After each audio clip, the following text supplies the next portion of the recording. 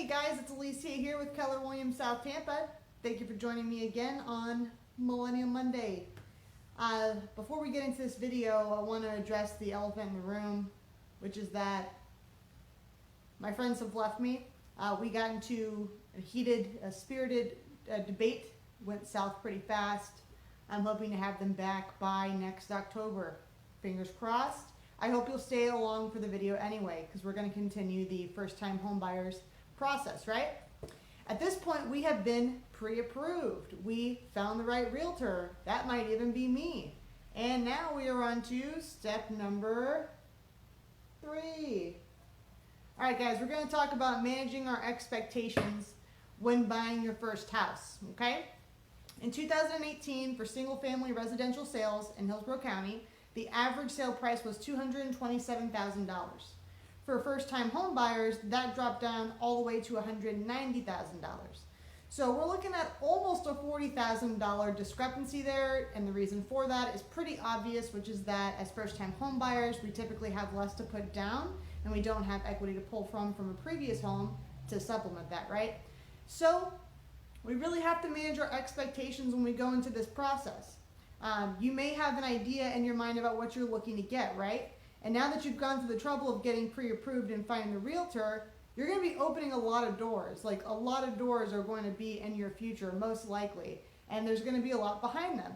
You're going to learn about how the local market is in your neighborhood or your market that you're looking in. And you're also going to learn what's available, what's not available, based on what your price point is.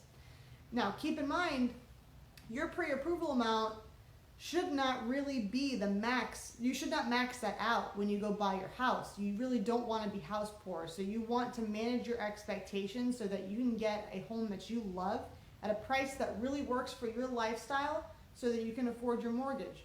For example, you might want a 4-bedroom, 2-bathroom house, new construction, oversized lot, 2-car garage in your dream neighborhood, but you need to be able to pay that mortgage. That's way more important, right?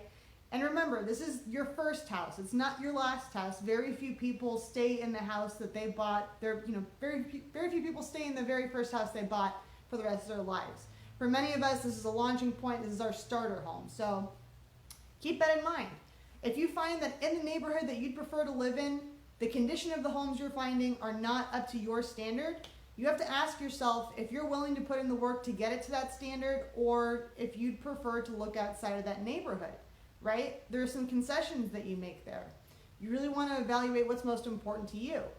And 65% of first-time home buyers are coupled or married at the time of purchase. So what that means is that more often than not, we're going to be consulting with our partners and making these decisions.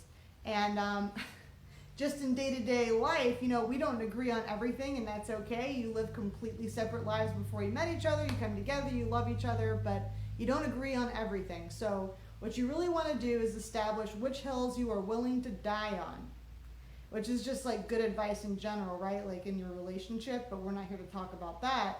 What I mean by that is you want to figure out your true deal breakers in looking for a home together. This is a major financial investment that you're going in on together. You want to be on the same page, and you want to be communicating, and you want to take it seriously, right? But you probably already do, I'll tell you that. That's really it, guys. I don't have a whole lot more to add. This is really subjective. When it comes to the prices of homes, we can't will the market to be what we want it to be. It just sort of is what it is, right? And we exist inside of it, and we buy and sell inside of it. So location, condition, these things are going to be a big deal for you, and you want to just figure out what's the most important thing to you and to your partner. All very subjective. There is no right or wrong answer. All that matters is what's going to work for you. At this point, if you have any other questions, if you have any experiences that you'd like to share with me, drop it below, call me, text me, hit me up in my inbox.